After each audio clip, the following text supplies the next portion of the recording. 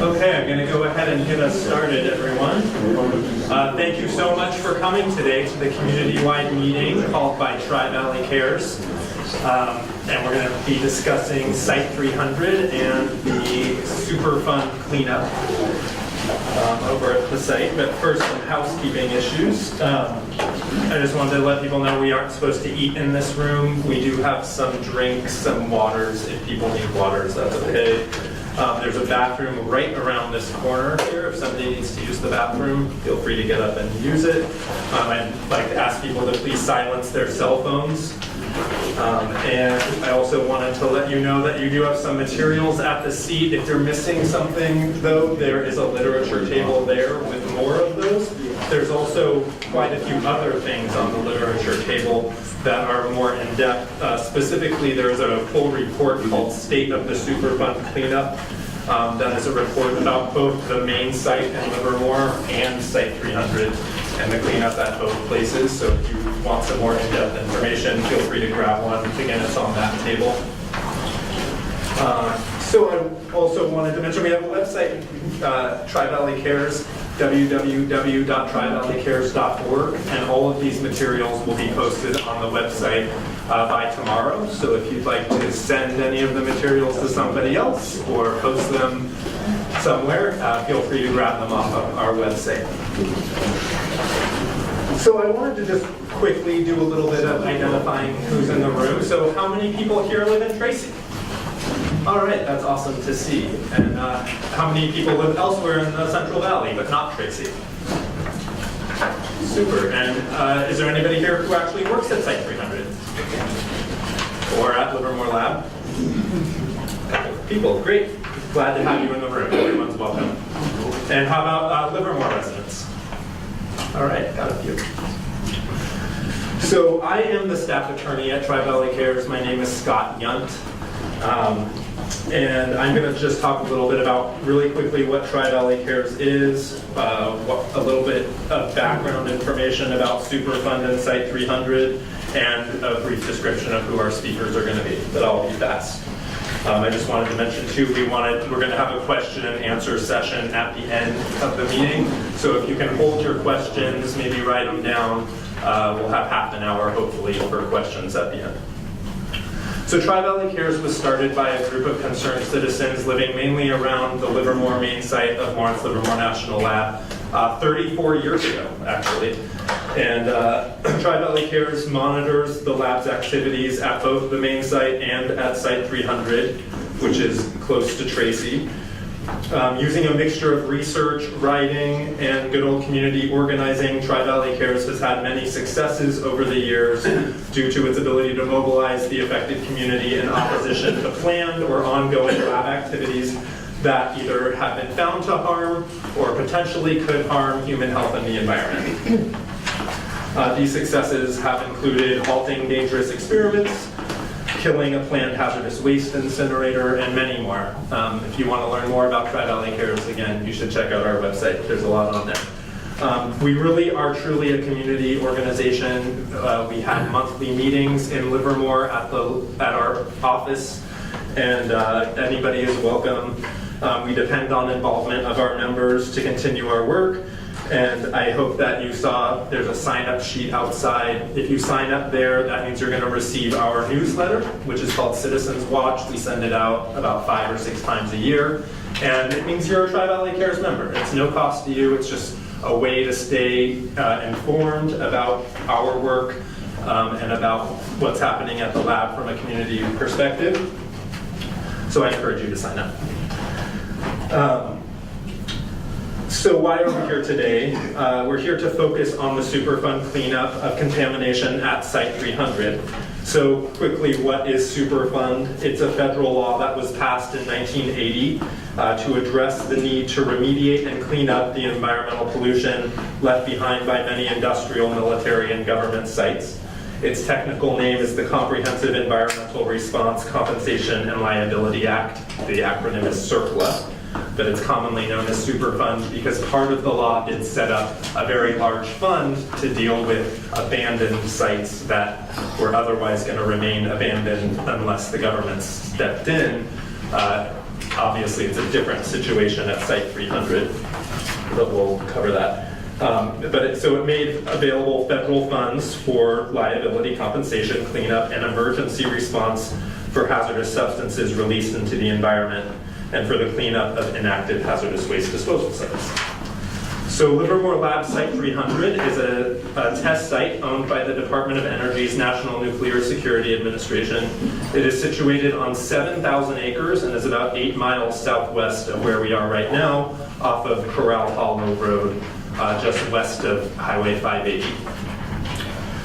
Site 300 was established in 1955 as an experimental test facility to support nuclear weapons development going on at LLNL, at Livermore Lab. The site gets its name from the early days of the lab. Originally, Berkeley Lab was called Site 100. Livermore main site was Site 200. They named the site out here Site 300. The other two have been renamed over the years, and Site 300 retained that original name. Today, high explosives and hydrodynamic testing is still done at the site in service of the U.S. nuclear weapons arsenal, and some are done for the Department of Homeland Security. High explosives or hydrodynamic tests were done for years in conjunction with nuclear tests to study nuclear bomb cores or primaries. In hydrodynamic test, assemblies that mock the conditions of actual nuclear weapons are detonated using high explosives. Radioactive isotopes such as uranium-238, which is also known as depleted uranium, are subject to high enough pressure and shock that they start to behave like liquids, hence the hydro and hydrodynamic. Radiographs or X-ray photographs are taken and then can be used to obtain data on the resulting implosion. Computer calculations based on these test results are used to predict how different nuclear weapon designs would perform when actually used. Site 300 still has one operating open firing table, which means that it's just a piece of land with no structure on it where they detonate high explosives in the open air. They also have a separate contained firing facility that's inside of a building. And blasts occur inside that building. Many toxic and radioactive contaminants have been released by these tests into the air, soil, and groundwater aquifers. And for this reason, Site 300 was characterized by the US EPA and in 1990 placed on the national priorities list of the most contaminated sites in the country, also known as the Superfund list. And that requires that the contamination be substantially cleaned up, even though the site is still in operation and arguably still, or not arguably, and is still collecting contamination. Contamination is still being deposited there. So today we're going to hear from several really great speakers. We're going to start with Valeria. She's Tri-Valley Care's bilingual outreach specialist who will describe to us, as a Tracy community member, why she's concerned about Site 300 and what she is doing about it. Then we'll hear from Andrew Bain from the US EPA Region 9 about their role in the Superfund law and the importance of public participation in Superfund. Then we're going to hear from environmental scientist Peter Strauss, who closely monitors the cleanup and will give us an update of the status and a preview of upcoming decisions. And finally, Tri-Valley Care's Executive Director, Mary Leah Kelly, will provide some history of community involvement in the Site 300 cleanup and some long and short-term ways to get involved. So with all of that, I will now turn it over to Valeria.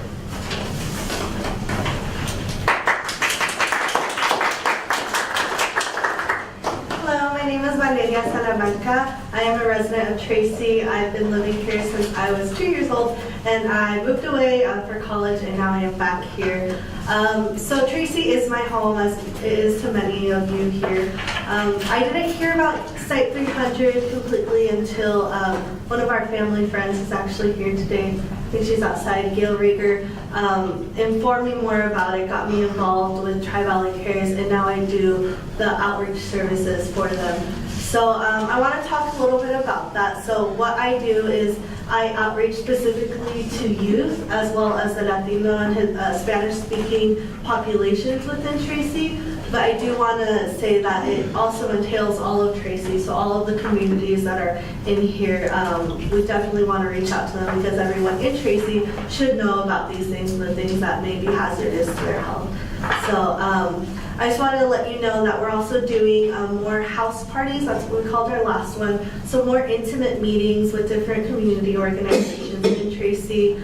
For example, next month we're going to be talking to the Southside Community Organization. So if you are a part of any organization outside of this, please let me know. It could be a church group, a community group, anything like that. We really want to reach out to as many people, and that's what I do here. So I want to let you all know about that. And then another thing I am playing a role in Tri-Valley Cares is coordinating the youth video contest.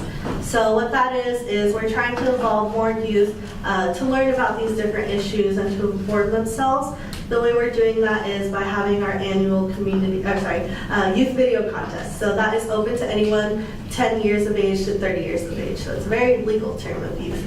And this is a video that it can be up to 2 minutes. And the deadline is Halloween. So they still have a month left if you know anyone who is interested, or practically everyone in that age group knows how to use video editing devices on their phone. We have some flyers over at that table there, and my contact information is there as well. So I hope that you guys all learned a lot today, and feel free to reach out to me. I'm a resident of Tracy, so I definitely want to inform my Tracy residents.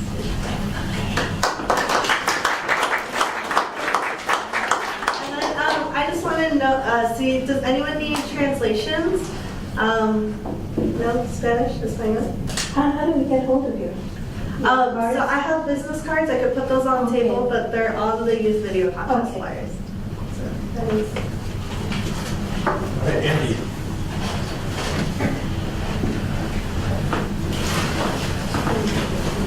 Thank you, Scott and Lily. Thank you, Marilee and Peter, for inviting me out. I work with the US EPA in San Francisco. My name is Andrew Bain, and I'm a remedial project manager from the Superfund program. So my task is to play the role of overseeing the work that Department of Energy and the lab staff are doing with respect to the investigations that are going on at the site and the actual cleanup. So I've been with EPA for 28 years. I started out as a community involvement coordinator. And I too speak Spanish fluently. So a lot of my roots were in going door to door and trying to get more community involvement in the process, helping people understand what the issues are at the sites and what the risks are, and what the agency is doing to study the problems and then come up with remedies. So EPA has its own sites that we take care of. Those are called fund lead sites, but in our case, for the Livermore Lab, we're playing an oversight role, as is the state of California. So we look over DOE's shoulder, and we receive draft documents, review those documents, provide comments, and we attend technical meetings probably every 6 weeks at the lab. I also work on the Livermore site we call main site, site 200, and so we have a different crew of people there. We can talk about that some other time. So I had some slides here. I just want to this is just a really high level view. We don't have a lot of time. I have 15 minutes, and I know we have somebody flashing how much time left I have, so I don't want to run out. But this is a big site, so 11 square miles. It's pretty formidable. So Coral Hollow Highway runs on the southern side. Oops, did I just mess that up? I wasn't supposed to touch the screen. So Coral Hollow Highway runs on the southern side of the site, and then the north end it, essentially abuts the area around Altamont Pass. So a lot of wind turbines on the north side, not on the facility, but just beyond it. And then you have the Alameda County and San Joaquin County line comes right through the site. So it's a pretty good area. And then you have I-5 running up on the east side. So obviously growth is moving towards Site 300. And so, one of the things that we're mindful of is, what's the nature of the investigations as far as contamination and any potential for it to get off site. Because obviously our interest is to make sure that we address all contaminants that relate to the site and that those are properly characterized so that when the facility does their risk assessments, that we have a handle on what the problems are. So various experiments were conducted at the site, as Scott mentioned. Those included these open detonations of materials. Depleted uranium was used. We also had perchlorate, which is used in explosives. So perchlorate's a salt, gets into the water, and it travels long distances. It's a thyroid disruptor, and so we have concerns about people drinking water that has perchlorate in it. So we're also, a number of the areas on the south end of the site, the high explosives burn pit areas, areas where a lot of the chemicals are stored. Some of those chemicals got into the ground and leached in the ground. So we have trichloroethylene, a solvent, pretty pervasive on the southern end of the site. It's both a carcinogen and it's also a risk in terms of inhalation. So our primary concerns at the site are for workers, on-site exposures.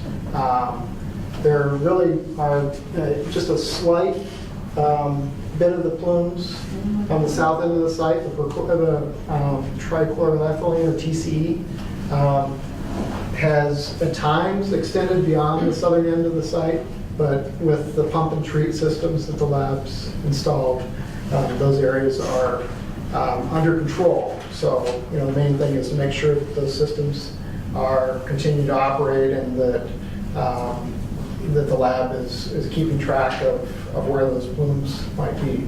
So anyway, I don't want to go into too much detail, but these maps will be available on the website, as I understand, and they're also on Department of Energy's website. One of the things that the lab does on a regular basis, as they've been studying the site for the better part of 30 years, there are remedies that are in place. And so those remedies are documented with what's called a record of decision. So that follows the whole process of studying the site, going to public comment with a proposed plan once there is a formal proposal, and then the decision's made. So once the decision's made and the remedy is constructed, so for these various sites there are pump and treat systems, or there are landfill covers, there are active systems of injecting in situ bio.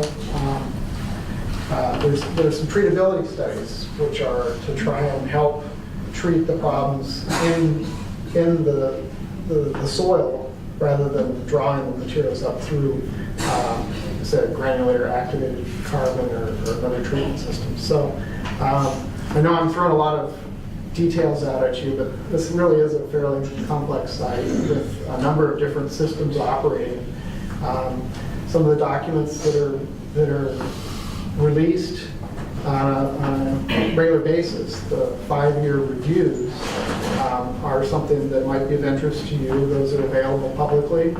And so for each of these sites, in the past, these 5-year reviews have come out for each of the 9 operable units. These different, distinct geographic areas on the site. EPA has been concerned that there's so many documents that it's really a lot of work to try and review all these. So we've asked, and DOE and the lab have complied with consolidating the schedules for those 5-year reviews, but we still have a number of these. So EPA just signed 2 of these 5-year reviews this week, so we've had a fairly long review process. And these 5-year reviews are simply to try and make sure that the remedies are effective. So after it's been constructed, 5 years later, the facility produces this report, and it's supposed to evaluate short-term and long-term protectiveness of the remedy. And in the case of these 2 reviews that we just did, EPA had found that with the trichloroethylene, the TCE, in a couple of areas, so the one, building 832 Canyon on the south end of the site, building 834, operable unit 2, and the General Services Administration area, General Services area, that our recommendation to DOE is to go and evaluate each of these buildings that are on top of these TCE plumes and make sure that they're not vapor intrusion, not volatiles that are able to come up into the building space. So they're doing an evaluation. We'll see the results. We'll see the initiation of that evaluation the end of this year, and then basically the lab needs to follow a process to prioritize and have a look at each of the buildings that are on top of these TCE plumes to make sure that there's not an issue. So that's just one of the many things that are going on. We're also working with the lab to characterize what is background. So when we talk about the chemicals that were used on the site, we want to make sure that we know what's naturally occurring versus what's man-made and then exceeds health-based risk levels. So this is really important for the process of upcoming decisions that will be coming out. So at one of the areas, building 850, there was a perchlorate plume. So the lab has spent the last couple of years characterizing, drilling down into the soils, looking at the water, so they know where the perchlorate's coming from, they know where it's going. And so this is part of a remedial investigation and feasibility study report. So at building 850, this will focus specifically on perchlorate. Previously they'd studied some of the other materials like the depleted uranium in the water as well as tritium. And then the other area that's being evaluated is 865, and I don't see it on this map, but it's out in this direction. Is that right, Scott? Out this way, 865. Those will be part of this remedial investigation feasibility study that's coming out in draft form. We'll have a final remedial investigation feasibility study in June 2018. And then where the community want to be interested is to, one of the things that Tri-Valley Cares does a really good job of doing is making sure that people have kind of the synopsis of that remedial investigation feasibility study. And then where it's really important is the community has a 30-day public comment period when the proposed plan comes out. So you really want to make sure that you're tapped into that and able to supply comments, formal comments for the record to Department of Energy.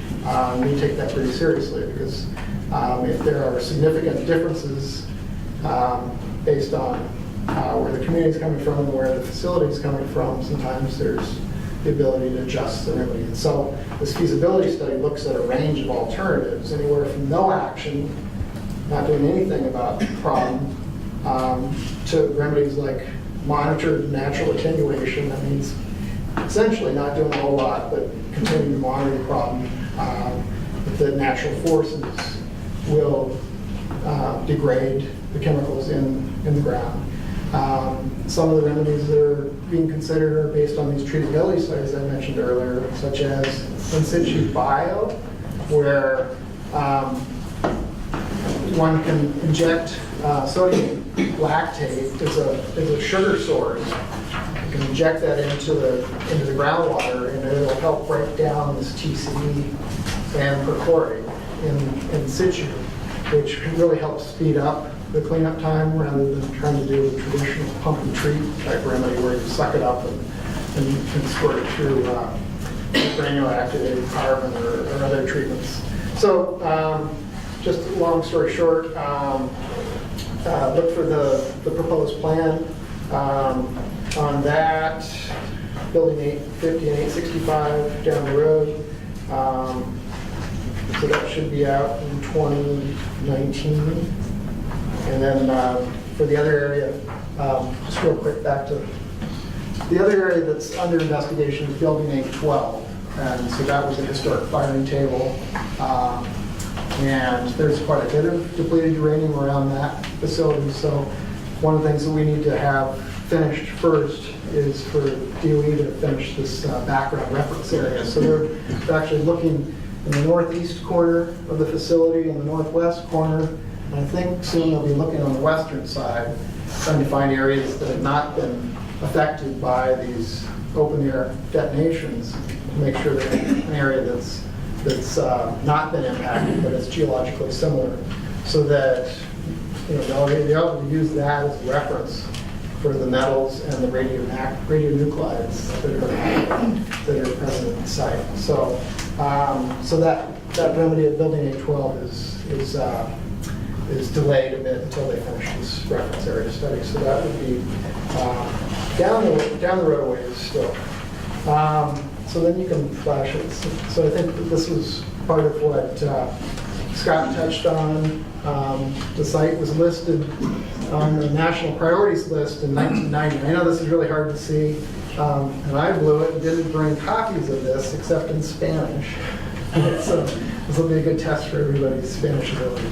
But if you want a copy of this, I can make sure to get that to her. I think she has it on her website. Because it's really hard to read all these old details. But these are some of the things that I mentioned in the process. So we put it on the list in 90.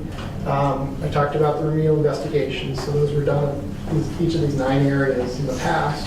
And there are a couple that are still in progress. The building 850 perchlorate. Building 865, that was the old Star Wars accelerator, Reagan era, linear accelerator, and then the building 812 firing table with the perchlorate. Those are still at this phase.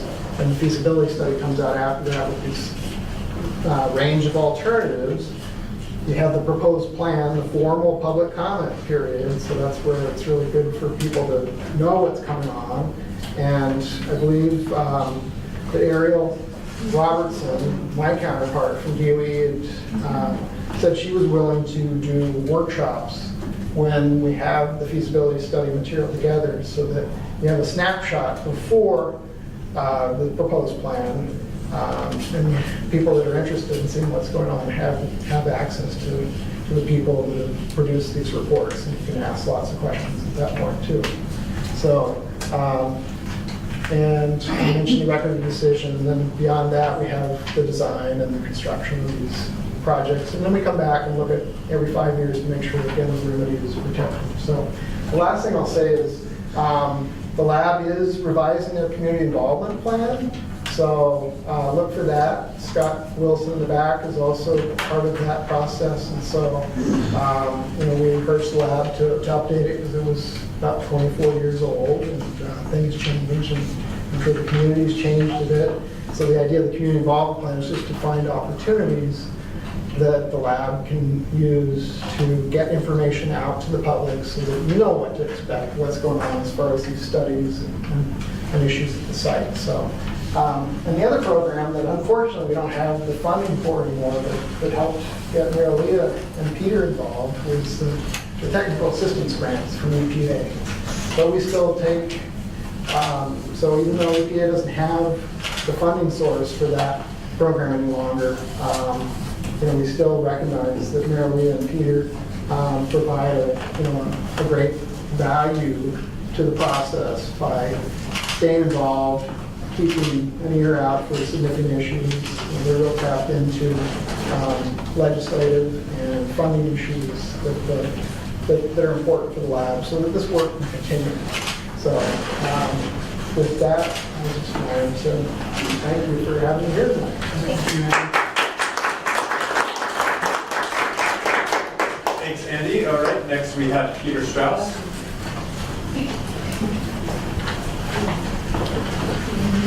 Hi. First of all, there should be copies of the slides, this slide presentation in front of you, if you want to follow along.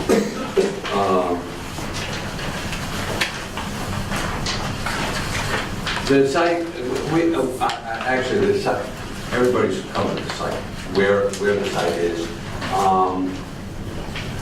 The Tracy Hills development is a little bit to the east, the northeast. It's been approved, as far as I know. There's contamination of the groundwater has been largely contained, but cleanup is expected to take another 50 years. Yeah, just say next when you want to. Just say next. Next.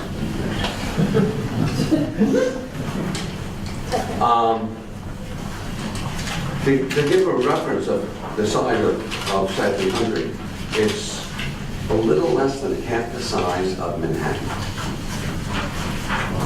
It's a big area. I'm fascinated by the geology and topography of Site 300, and it's a beautiful landscape, and I really recommend, if you have an opportunity to go out there on a tour, take advantage of that. Do they give to you? I'll talk with them. She'll talk about it. Okay. The site is managed by University of California and a number of large corporations, Bechtel, URS. I don't know if that's changed its name since it's been bought, but it's there's a DOE then works with that group of people to manage the site. Next. This is the typical thing that we saw in, well, this is a photograph from 1960, and this is a typical open air fire experimenting site. It used a mixture of explosive and radioactive materials. These firing tables were sometimes washed down so that residuals such as tritium could enter the groundwater. Other maintenance activities included digging out the gravel and replacing it with clean gravel, and then burying that gravel in pits. On several occasions during heavy rainfalls, groundwater rose so quickly that it saturated the pits and from below and washed out and mobilized some of the contaminants. At one time, the Pit 7 complex, which I'll show you shortly, had a 1 mile long plume of tritium that was above drinking water standards. And tritium is? Tritium is water with one hydrogen atom attached, and it's really the hydrogen and the hydrogen bomb. Next. So these are the major contaminant releases at the site. Volatile organic.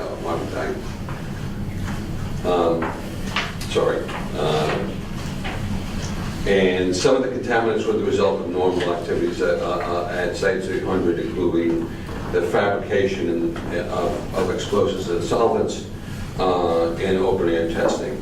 And I think about half of the releases are from the open air testing, related to open air testing. Next. This is the map of there were 57 contaminant release areas affecting the surface soil, subsurface soil, surface water, or groundwater. The slide that Andy presented is a good indication of how that traveled to groundwater. Next.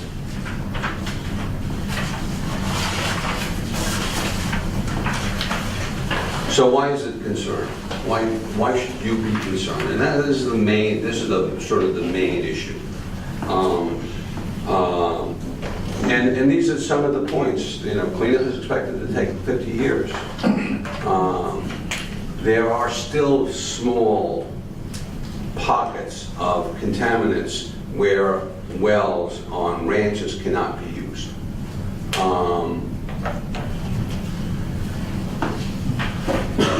The highest baseline risk assessment estimated a cancer risk of 1 in 1,000 for on-site workers inhaling TCE vapors. Next.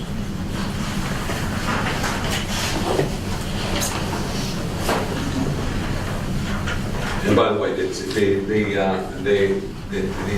in that one area, the DOE restricts the worker exposure by limiting the time that they can have in that building. It wouldn't be habitable otherwise.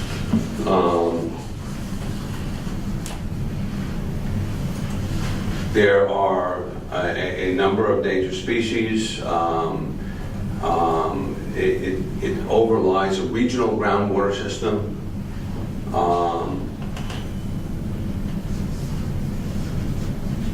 And there are proposals by DOE and other parties to alter the national cleanup strategy for complex sites. Those sites that people feel are too complex to clean up to the acceptable standards. And that's something that I've been involved in opposing, but involved in a technical way. If you want to talk about that, it's a sort of an abstract thought, but that's really something that is concern to me. Next. So what does 10 to the minus 3 really mean? Okay, the number reflects the risk assessor's judgment that exposure to this one chemical during a 30-year span results in 1 in 1,000 probability that a worker will develop cancer in his or her lifetime from that exposure. Of those that are unlucky enough to contract cancer, about 1/3 are likely to die from that cancer.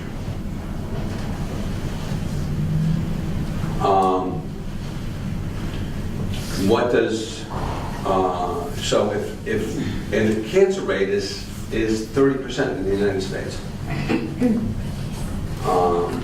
And most states and EPA try to achieve 1 in a million, although the EPA statutory range is 1 in 10,000 to 1 in a million. A good way to look at risk is not only the definition there, which is a toxicity, is the hazard of substance that can cause harm, and risk is a measure of the probability that harm will occur under defined conditions.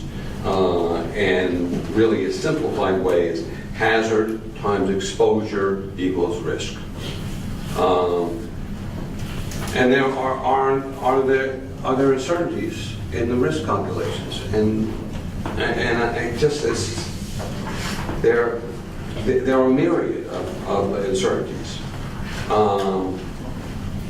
It doesn't account for all toxic chemicals that one is exposed to in our modern society. it really focuses on one chemical and one exposure, and not the cumulative exposures that we all take for granted. It doesn't account for the synergistic effects of multiple chemicals in one exposure. So synergistic effects are a type of a chemical reaction where the combination of chemicals produces effects stronger than the chemicals would ever produce alone. And most importantly, I say, did you ever sign up for this incremental risk? I mean, this is a really important issue about choice. We all have risks in our lives, and we expose ourselves to risks. Some people are smokers or ex-smokers. Hopefully, they're ex-smokers. But you can choose a life to live with, with alcohol consumption and all those things. But in the case of contaminated sites, you did not choose to increase your risk. And most people are more concerned about the risks, or most people object about risks that are imposed on them, as opposed to the risks that they truly choose. Next.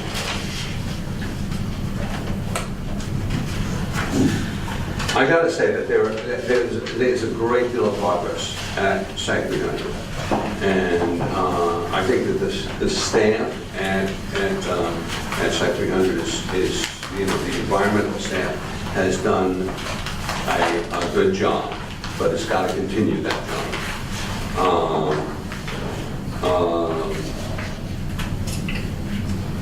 When I mentioned tritium, but most of the tritium was found at the firing tables and then was buried in the pits. So, next slide.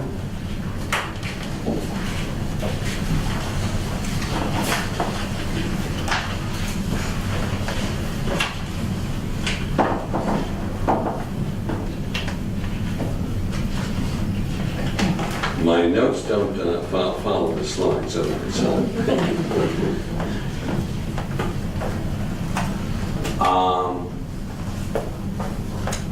I think this speaks for itself.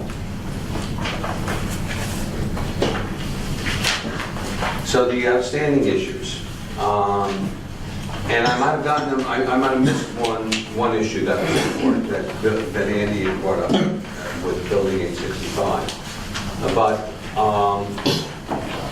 We need to remediate the areas that are contaminated with depleted uranium.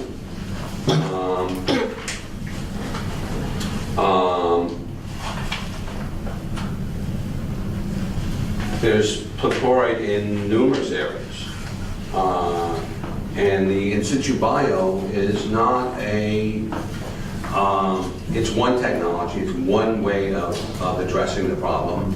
Another way that I think the lab is leaning on right now is monitoring natural attenuation, which is to monitor the progress of the plume. And if it doesn't go any further, then they can feel that success. But monitoring natural attenuation really is dispersion of the plume.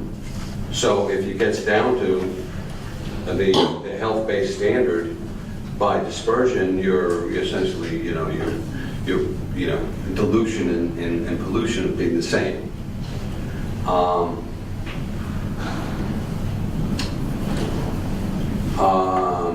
There are, let's see, evaluating airborne risks. It's from ongoing activities, including open air testing, regular controlled burning, and accidental burning. I mean, this is areas that are subject to wildfire. And we have contaminants on the surface. We have many contaminants still on the surface. And what happens to that when there's a fire? do they get brought up as particles? Do they deposit somewhere else?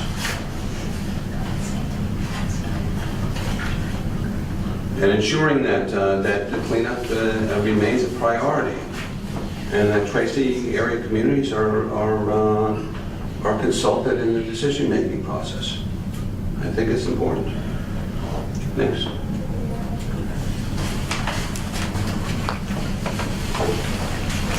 I think we got one more slide.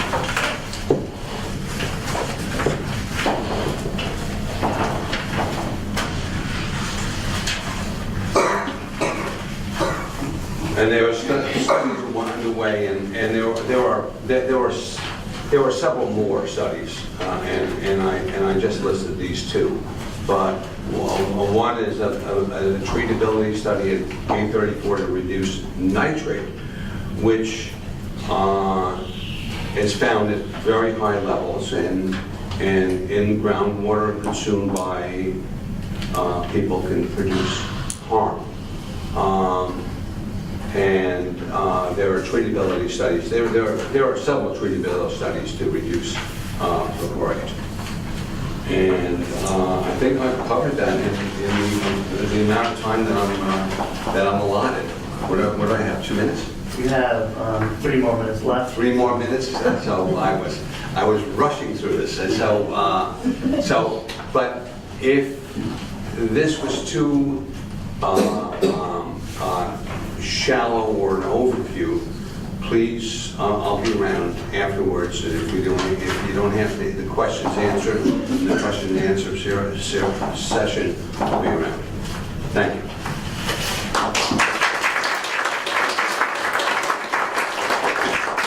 Thanks, Peter. And then our last speaker is Tri-Valley Care's Executive Director, Mary Leah Kelly.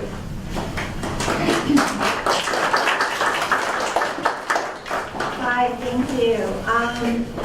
Does my voice project well enough? Great. So I'm going to just fill in a few things about Site 300 that I'm going to trust during the question and answer period, that you will ask any and all questions that you have.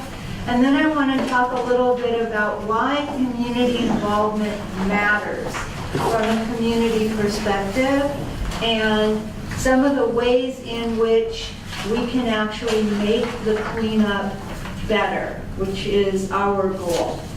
I want to just say a few things to update.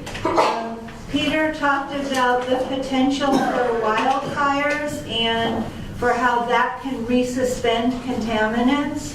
And the latest wildfire at Site 300 was September 19th of this year, just about a week ago. According to the East Bay Times, it was between 100 and 150 acres on Site 300. Patch.com reported it as 155 acres, so something in that neighborhood.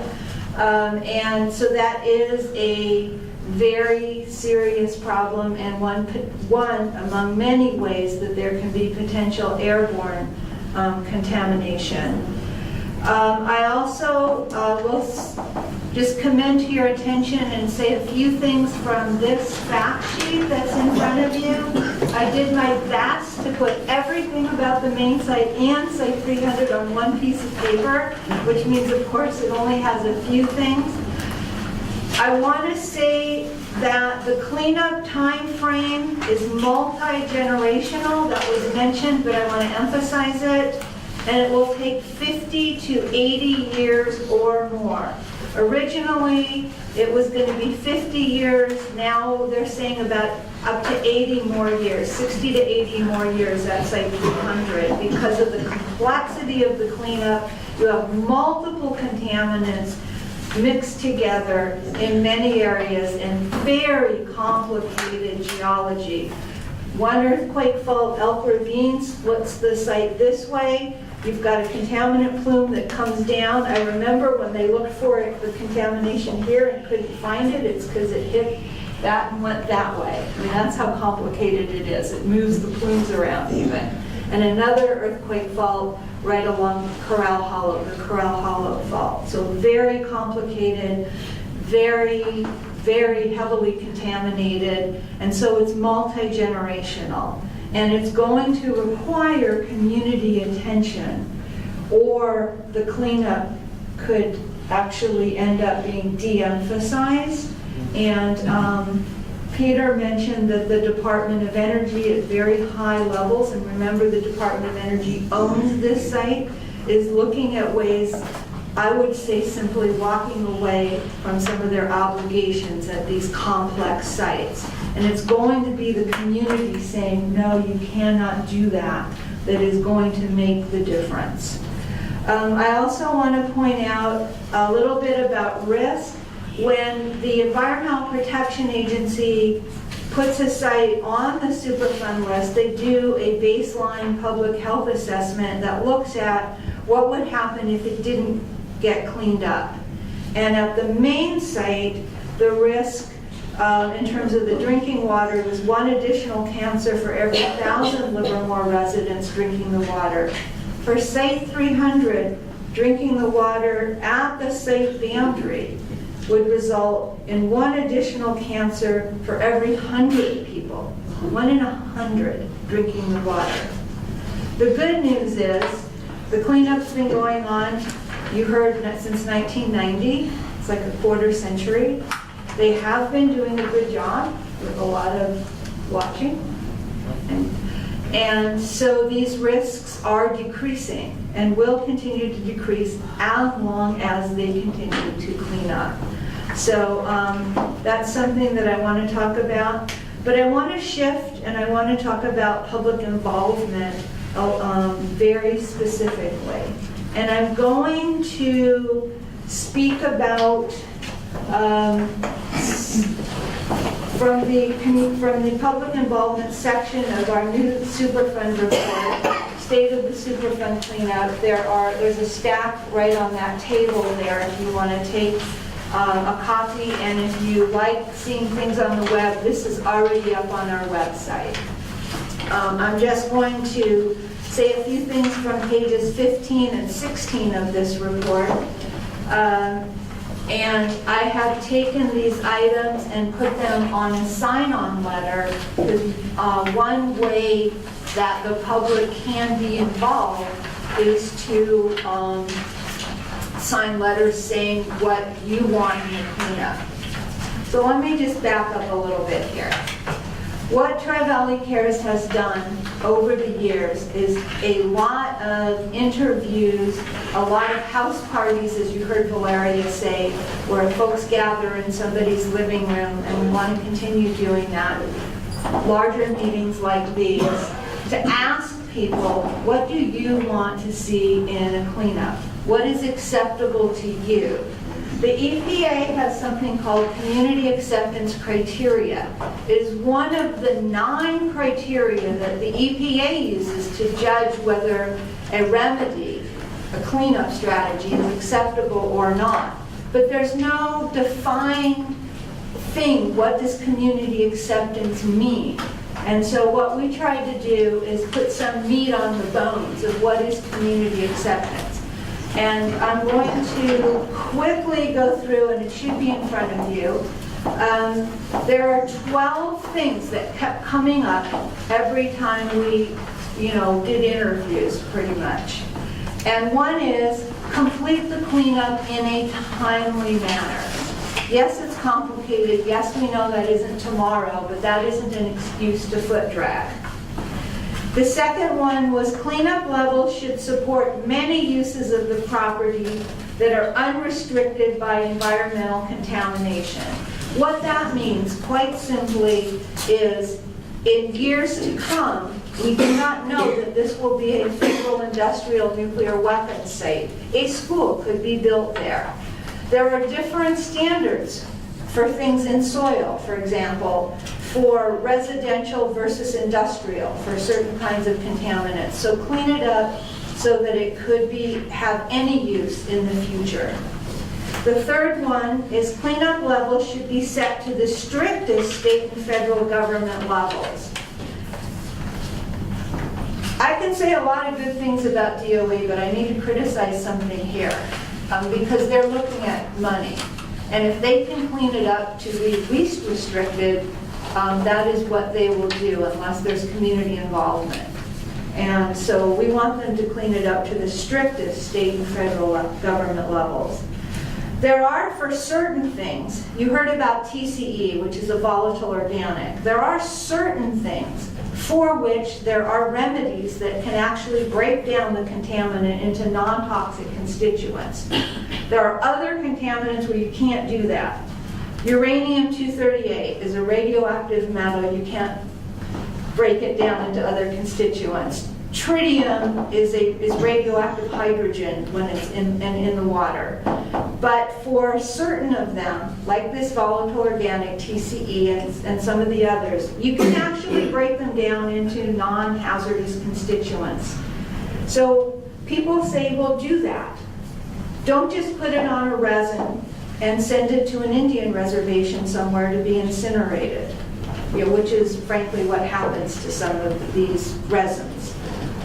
So that is part of what makes things acceptable. You don't contaminate someone else's community.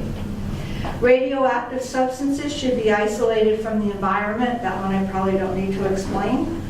Ecosystem protection should be included in choosing the cleanup remedies. That means the endangered species and taking care of the whole ecosystem. Decisions should not rely on modeling alone. They have some great modelers at Site 300.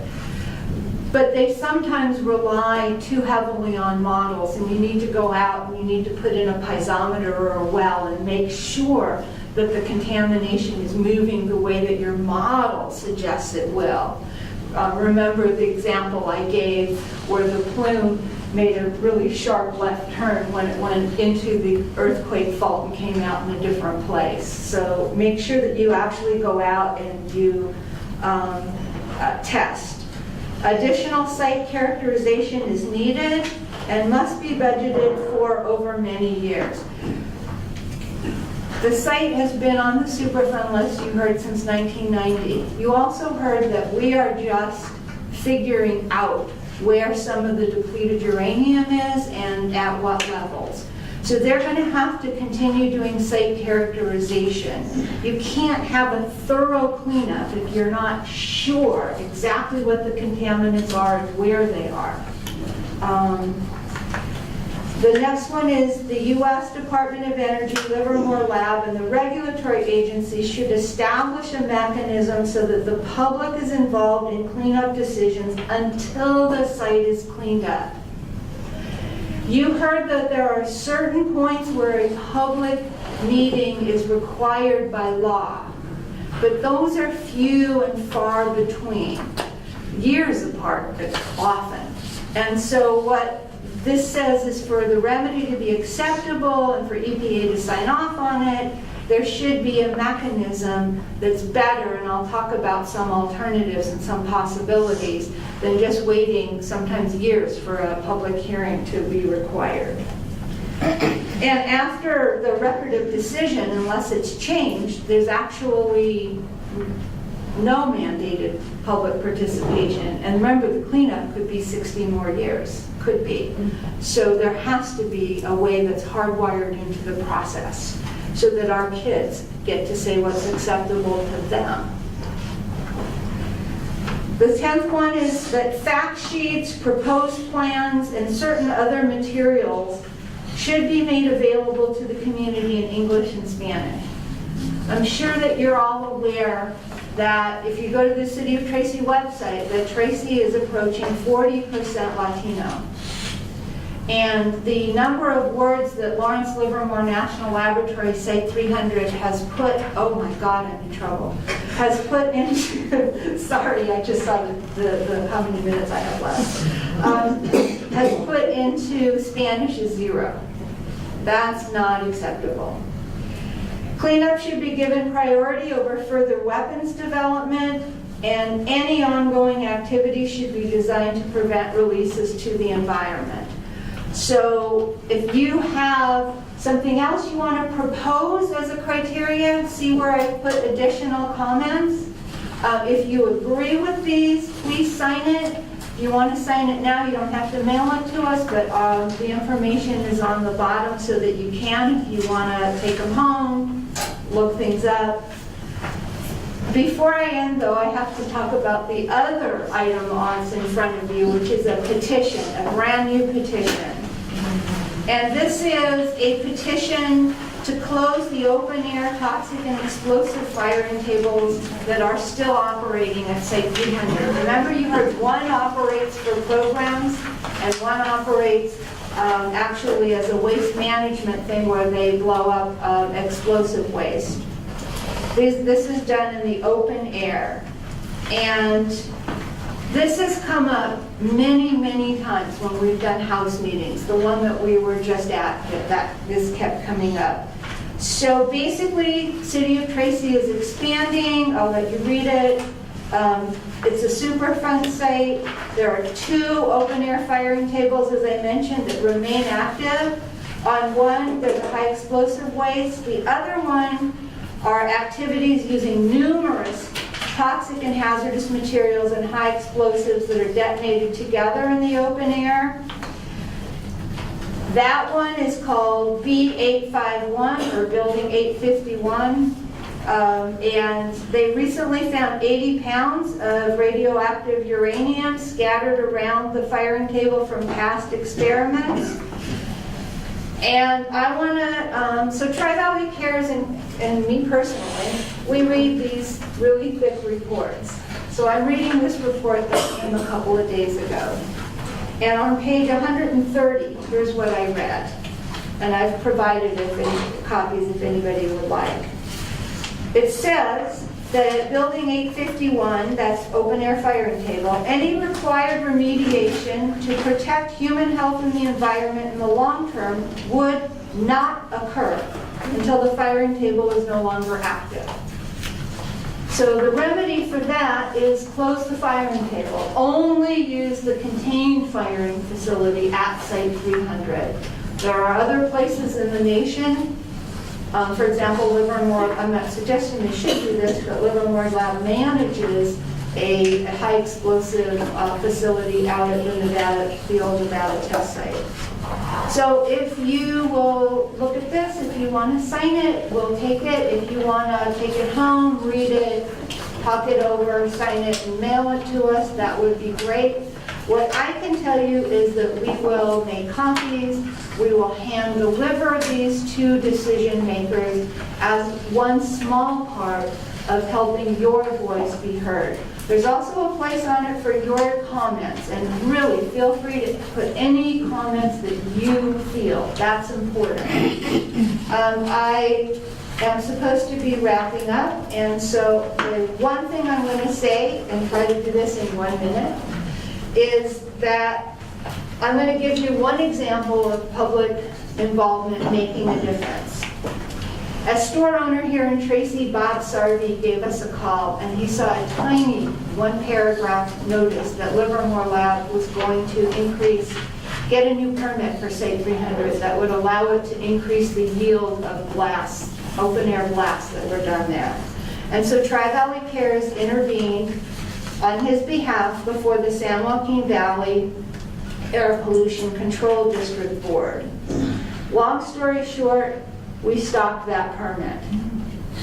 Livermore Lab pulled the permit when the Air District held a public meeting after we did a petition campaign, and the Air District said, we don't have enough information from you, we need more information. And the lab decided it didn't need the permit.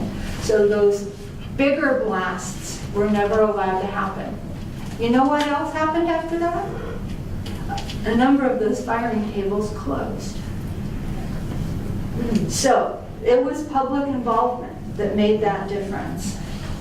And that's why I think that this petition to close the remaining active firing tables is so important and has a chance of actually achieving that good, which will mean less contamination for our generation and for the generations that follow. And with that, I will go ahead and open it for questions, any and all questions. And I will let Scott facilitate. Thanks, Mary Leah. So we'll just do it by hands and we can create a stack. So Mary? Well, I've got about 9 questions here, but the one that's on top is with Tracy Hills being built there, adjacent to Site 300, what is the risk of airborne contamination or water plume going towards Tracy Hills, and is the public aware of it?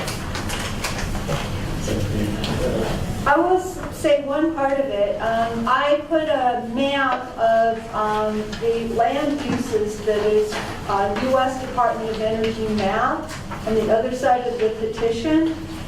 And that blue area there is where the Tracy Hills development is planned. So you can see it being, the development being adjacent to Site 300. And the Tracy Hills developer told me that they weren't going to build houses right up against the Site 300 fence. They would have a small buffer zone. But the Tracy Hills developer also told me that there would be picnic tables and recreation facilities for the homeowners in that buffer zone. So that's very, very close. I can tell you that the prevailing wind pattern is west to east. But frankly, you who live in Tracy know as well as I do, you have a valley so that you have inversion layers. You also have the air kind of swirling and going different ways, different times of the year. When it's hot, it goes the other way. So I do feel personally that there is a potential for airborne contamination the closer you are to the site. And I'm not sure it was said, but Tracy Hills is an approved development by the city. The city has approved it of 5,500 homes and a large office park right up against Site 300 with this buffer zone right here. So I'd like to add a little bit. So in terms of the prevailing winds, I think the windrows, the modeling and the measurements they're taken typically are in a southwest direction, not Straight west. Straight west. I'm sorry. No, East. Southeast. Southeast. East, because it goes east, Yes, and so, that's also been part of the background reference area investigation that EPA has insisted the lab conduct. So while we're not responsible for any active firing tables and the effects from those, the Superfund program is intended to capture whatever contamination was already in place. So part of that question is groundwater. The only groundwater plumes that have reached the boundary were down in the southern portion of the site, near the GSA, the General Services area, near Coral Hollow Road, on Coral Hollow Road, and the high explosives process area plumes. So those were TCE plumes. Those are actively remediated with extraction wells on the leading edge of the plumes, and they've basically drawn those back into the property. Part of the area along the eastern side of the GSA plume has actually been cleaned up entirely. So the facility has achieved success along the eastern side of Coral Hollow Highway Road. But as far as any plumes moving towards the Tracy Hills, none of the plumes move in that direction. Just a little add, I know you answered part of that was, like there's a well outside here. How close is that aquifer here on the deep? Is there connectivity there, or is there been a study on that? So that's about 8 miles from the facility. So, the area's been well characterized. The plumes are pretty contiguous to the site. The problem would be is if those treatment systems were not operating, that those plumes could continue migrating. So, I think that's part of the important thing that Marilyn was mentioning is making sure that there is funding for the ongoing remediation of the site. Yes. I think I might have misunderstood something you said. Did you say that it being designated a Superfund site means that only the contamination that is already there is being monitored? Well, so yes, the contamination from the site, all the activities associated with the site are considered part of the Superfund site. So if it is, so we would insist that it be characterized, be sampled, and make sure that any of it that has been produced at the site is truly characterized. So, Does that include ongoing testing? that's kind of a complicated question. So, I mean, we had a remedial project managers meeting with the facility, and one of the questions of me was, what's the regulatory overlap between CERCLA, the Superfund programs, and say like the air programs, the air permits, or any active operations? And Superfund doesn't pretend to regulate the active permits that the facility has. But ultimately, if materials have been spread from the site, the site has responsibility to address it under the Superfund program. So either they deal with it, say, under an air permit, or they deal with it under Superfund. And so for the site to be taken off the Superfund list in 80 years, 50 to 80 years hence, all those areas have to follow a checklist, a very rigorous checklist process to make sure that there are no remaining sources and that there are no remaining residual plumes or areas that have been impacted by the site that don't meet the cleanup criteria. So for much of the site, the cleanup criteria was an industrial facility. It's never intended to be transferred for a daycare, for a school, or for residential development. If such time, that were a decision in the future, additional cleanup would be required, because we simply wouldn't meet those standards. Or they could clean them up to those standards. Correct. Now, and safer. But to answer your question, I think that the day after that there's a deposition of contaminant that nobody knows where it got. It falls back under the Superfund. That's my opinion. I'm working with a lot of Superfund. I want to try to give you, I hope this is a simple way to think about it. If the site is producing a hazardous waste because of its operation right now, that gets regulated under the hazardous waste law, not Superfund. If the site is producing air emissions, that gets regulated under a different law and the air permits. If contamination happens and it gets found, then that gets regulated under Superfund. So it's just true that the regulatory schema is fragmented, and Superfund is only historical contamination. But if it's contaminated today, then tomorrow that can be considered historical contamination. Do these organizations work together? Tri-Valley Cares goes from door to door to door and office to office to office talking to them, because they're all very hardworking. They all have multiple sites, and they really don't talk to each other as much as they should.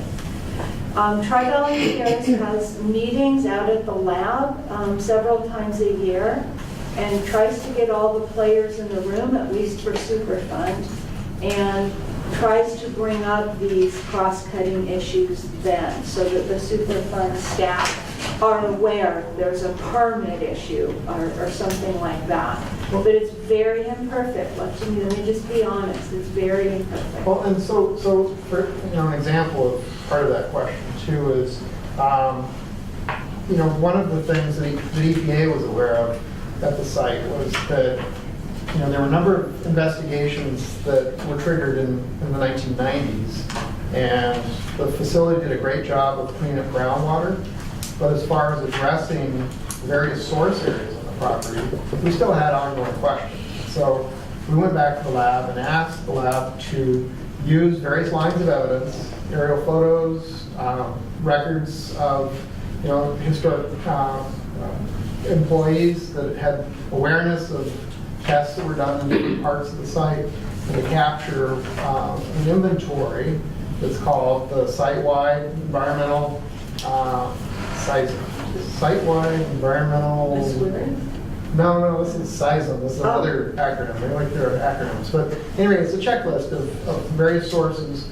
And so about 50 additional sources were identified, and the regulatory agencies recently commented on the expectation that these additional sources also be captured under the Superfund investigation process, because those could add to the complications of these various remedies that are operating. So whether they're soil cleanup or whether they're groundwater cleanup, it's really important to approach it comprehensively. But again, we don't have jurisdiction over, the open air detonations. We just would expect that at such a time that those are discontinued, that would be addressed either under that authority, but generally it falls under Superfund. So I'm going to go around the room this way for questions. Does anybody have a question back there? Yes. So I don't even know where to start as far as questions, but I've been a resident of Tracy for 26 years. And I'm sitting here in this meeting, and I'm pretty floored because, number one, I feel like we are putting Tracy residents in a panic. And what I'm hearing from the EPA is that the site is doing what they're supposed to be doing. They're following whatever, they're trying to clean it up. I'm hearing numbers being thrown out. We said 1 in 1,000 risk for on-site workers at handling VOCs for a 30-year span. So if I understand it correctly, that means a worker goes into this building 8 hours a day for 30 years of their life, and it's 1 in 1,000. That's scaring people because that's not realistic of what's happening here 8 miles away. You've indicated we're 8 miles here. So that worries me, and I just really would like to encourage people. Marilee, you mentioned the document that you read and you took a certain section out of it. There's a lot of documents out there. I know they're available in the library. I know we have EPA and other agencies that oversee this. I encourage people to go read it for yourself because things get taken out of context, and if you don't read things in context and understand, putting people in a panic, and the site that someone mentioned, if Tracy's so bad, number one, we're going home right now. But realistically, why is the city council allowing us to build something away from the facility? Is it really that bad that they're going to be in danger if you guys are saying we're in danger? I think that danger is a loaded word. Well, that's the perception you guys are giving. I'm sorry that I didn't mean to say danger. I said concerned. Nuclear waste, all those words. Well, toxic. I mean, that's what's out here. You're scaring people. That's what's out here. If you want to, if you really want to close your ears to. I read these documents. No, I mean it's the. I mean that's the existing. That's the existing activity out there. So you guys are worried because EPA is not doing their job? No. Because it sounds to me like they're doing their job. Excuse me? It sounds to me like they're doing their job. Peter, don't go down that road. I really don't appreciate the fact that this is I read this stuff that you guys send out. The scare tactics, you've got a lot of families here, you've got people moving into Tracy, and you really make it sound like this is a death place. The words you use, I'm not kidding, this is the perception you are giving people. Those are the technically correct words. If you want to use different words, that's okay. I didn't hear a question, and so let's go Well, back that question around. was these levels and how that really pertains to what's happening here, like right where we sit. Because you're giving me numbers for on-site, 8 hours a day, 30 years, which I'm sure nobody here is in that building, wherever it is. Well, so if I might, One of the issues, so I think what Peter was describing was the risk assessments. These are the justifications for taking action. So when you get to the record of decision after the investigation, the feasibility study is done, yes, there's an estimate. It's a probability of, what will be the cancer or the non-cancer effects if nothing is done and somebody's exposed to that situation. And yes, they're generally fairly conservative numbers, but 1 in 100 is not a conservative number. That's a fairly significant risk. And our concern is looking at on-site and off-site exposure routes. Fortunately, we've not seen the off-site exposure routes other than the southern end of the site where there was the off-site plume that reached over in a couple of ranches. Those ranchers were notified of the problems, and there are extraction wells there addressing the problem. But in our responsibility, EPA and the state are responsible for assuming, well, what happens? What's the worst case scenario? A worker, a farm worker, or somebody gets a hold of water and starts drinking water from one of these wells, and doesn't know that there's TCE in it and could be exposed. I think the other situation that EPA has raised recently is the need to, as Marilee was talking about, there's a lot of modeling that's done of some of the groundwater plumes and the soils in the site. One of the areas that we feel is not appropriate to do that modeling is for this vapor intrusion issue. So the buildings that Peter was talking about have warning signs on them. We want to make sure that the facility does a more thorough job of looking at the lines of evidence and where could these vapors be getting into the buildings on site. There are not issues off site. There are not, so I'll make sure that that's clear. Thank you. There are not homes That's not what that we're are hearing. adjacent to the site that are on top of the groundwater plume that has TC in it, so there's no mechanism for Vapor those intrusion. vapors to get Thank into somebody's home. There are no plumes that are on the west side, the east side of the site that would be in danger of being on top of these plumes. Thank you for clarifying. Yes, but he clarified vapor intrusion, to be clear. So if you want to be precise, make sure that you are precise. And let me just say, TCE, so the risk from vapor intrusion, TCE is a very potent mutagen. So, a pregnant woman that's exposed to TCE in a building doesn't take much to cause heart defects. But it would not be the public. I'm sorry? But it's not the public. No, it'd be a worker on site. Yeah. So our main concern is for the workers on the facility, correct? I would just add that there isn't a lot of funding at the DOE, at Livermore Lab, at EPA to hold public meetings to notify people that there is a Superfund site in their community. And I don't think a lot of people in Tracy know that. And yes, it is 7 miles to 8 miles outside of town. I think we were very clear about how far it is from town. And I think most people in Tracy realize that that is a lot of space. There is also a development being proposed there. We have concerns about it. It did go through an environmental review process where these issues were brought up. But it's important for communities to be able to speak their minds. There's public participation processes involved in this, and that's the reason we have these meetings, because there isn't funding from the government to hold these kinds of meetings often. We have the ability to do it, and so we think it's important in both Livermore and in Tracy to have these kind of meetings. So do I have any questions this way? Yes.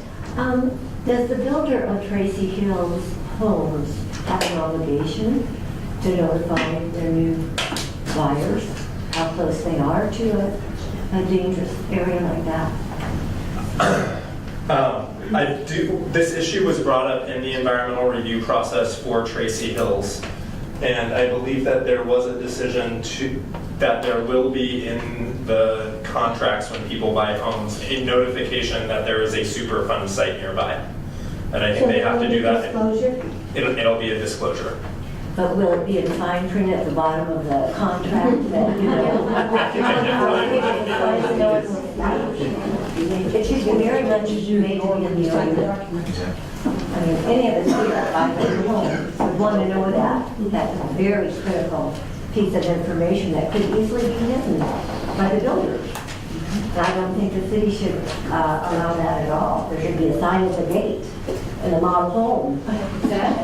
There I could mean, be. it's not our job to make that builder successful, right?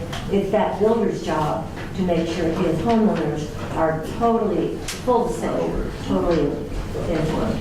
If I may, it's also the city's responsibility when they're looking at approving these projects. When they're announced, they have to have full disclosure.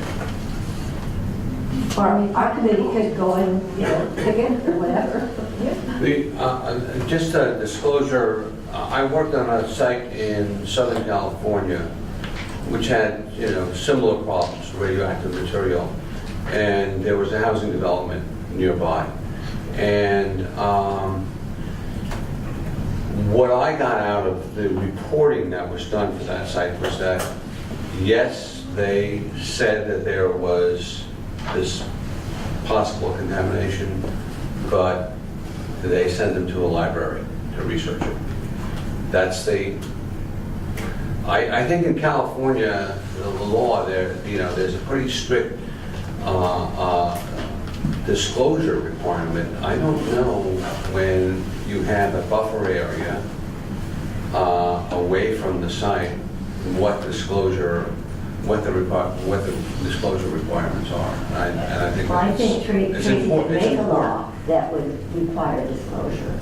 There is the If they Prop don't, shame on them. 65 law, which could require, you know, in this kind of situation, but like the lab has Prop 65 signs on some of the exterior fences at entrances.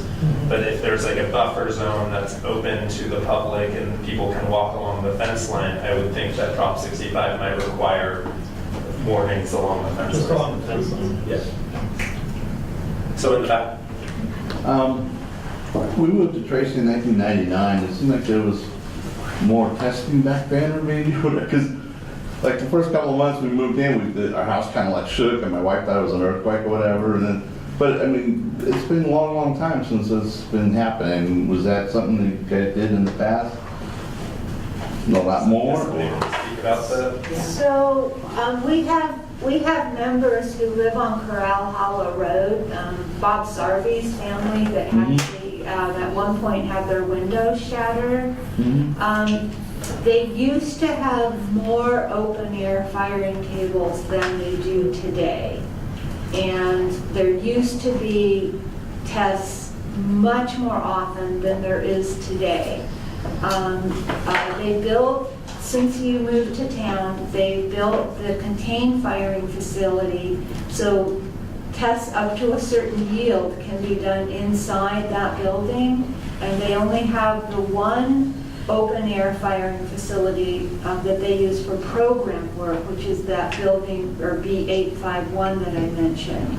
And that's on the western side of Site 300. So you're less likely to hear it, although some people whose homes are out that way would say they do still hear them sometimes. So there are fewer tests, and the outdoor ones are all on 851, and it's on the other side of that 11 square mile site, so you're less likely to hear it in your home. Yeah, it just seemed like back then it was a lot more often. Yeah. One more thing. We almost bought a house in Oakley back in 1989, and we went to go sign the papers, and we pulled out documents that thick that we would never sue the DuPont chemical plant. That was strict. If they ever had a leak or anything. And I mean, there was tons of paper. We pulled out of the house and no, I don't want to live here. And they didn't tell us anything until we went and signed the papers, you know. So that was 88 or 89. So I don't know what Tracy Hill's going to do or what they have set up. I mean, it might already be in place, but I mean, that was my experience with something like that. It needs monitoring to make sure there is full disclosure, I'll just say that. And about the frequency of firing, one thing that Tri-Valley Cares is watching is the fact that the current administration is ramping up nuclear weapons research and development and giving more funding to nuclear weapons. And there's development of new actual weapon systems that is occurring at Livermore Lab and might eventually entail an increase in firings at Site 300. Could you just give us a real quick outline of how big the lab is and Sandia is and how many people they employ? I mean, 'cause New Mexico, Livermore, I mean, I would ask Scott. Mary Lee, I didn't answer that question. So, well, Scott and I can both answer it if we, so in terms of Livermore Lab, it depends on how you count them, because there are full-time, contractors, there are subcontractors, there are part-timers, and there are grad students. So there are up to about 8,500 total, I would say. That's 6,500 full-time, Yeah, and then you add another couple thousand thousand. or so. Yeah. For summer students and such. Yeah, More than 600 live in Tracy. yes. And Sandia has about 1,000 or so employees. yeah, Sandia Livermore does. You asked about New Mexico. Los Alamos has, it's in the same neighborhood as Livermore Lab, but they have more employees. And Sandia Albuquerque is bigger than Sandia Livermore. But that gives you a good ballpark. And the site manager at Site 300, I'm trying to remember what he told us, but I think it was It's a less couple than hundred. 200 It's about 200 at Site are 300. full-time employees. Full-time at Site 300. There's people from the main site who go over to Site 300 regularly, but about 200 full-time at Site 300. But they have those little monitor things on their badges. That's right, the Yeah, senators can pick up certain types of radiation exposure, but not all types. Any questions on this side of the room? I wonder, do you know when the EPA study was done for Tracy Hills to determine how big that buffer area should be and where it should be? It wasn't an EPA study. They did it. They had to do their own environmental impact report under the California Environmental Quality Act, and it was done, I think, around 2014. The process completed, I think, in 2015 or 16, and there was many public hearings and lots of public involvement in that. Mary? I should know this, but I don't. I'm unclear on the relationship between EPA and DOE, and the responsibility for cleanup is with DOD and DOE, and you monitor their work. Is that correct? So DOD is not part of the equation, so it's Department of Energy is responsible. They're the lead agency for cleanup of the site, but because they're a federal facility, there's an agreement, it's called the Federal Facility Agreement, that includes EPA and the state. So we have the Water Board and the Department of Toxic Substances Control, and EPA are the regulatory agencies that monitor the studies that go on at the site. So, and we have, we have signature authority for the record of decision, and also concurrence of these 5-year reviews to look at the post-construction monitoring of protectiveness every 5 years. Thank you. I have one more. I just want to add the signature authority. So because Congress had EPA as the lead in Superfund, it's only because it's a federal facility, a Department of Energy facility, that DOE is the lead. But EPA still has go, no-go authority at key junctures. For example, remedy selection or the record of decision. And so, And for example, when you get key agency. and when you get to certain thresholds of how much a remedy costs, so I think it's $75 million for cleanup, then it requires a board, a remedy review board, for all the different regions of EPA and their headquarters, to evaluate that remedy, see that it's effective, but it's also good use of public funds. Thank you. May I ask one more question? Things are changing radically because of the new administration affecting EPA. Have you experienced that effect yet, and where do you see it going? Well, actually over the last 8 years, our budget was reduced about 20%, so that was during a Democratic administration. Right now, we're under continuing resolutions, so our budget's pretty much flat.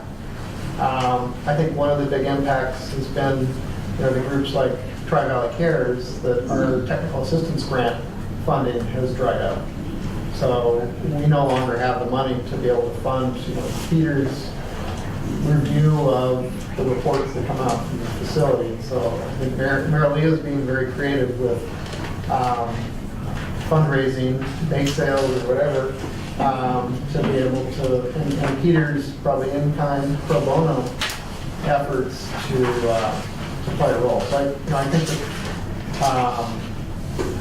that that's a pretty important component of things. EPA has a real shoestring budget when it comes to federal facility oversight.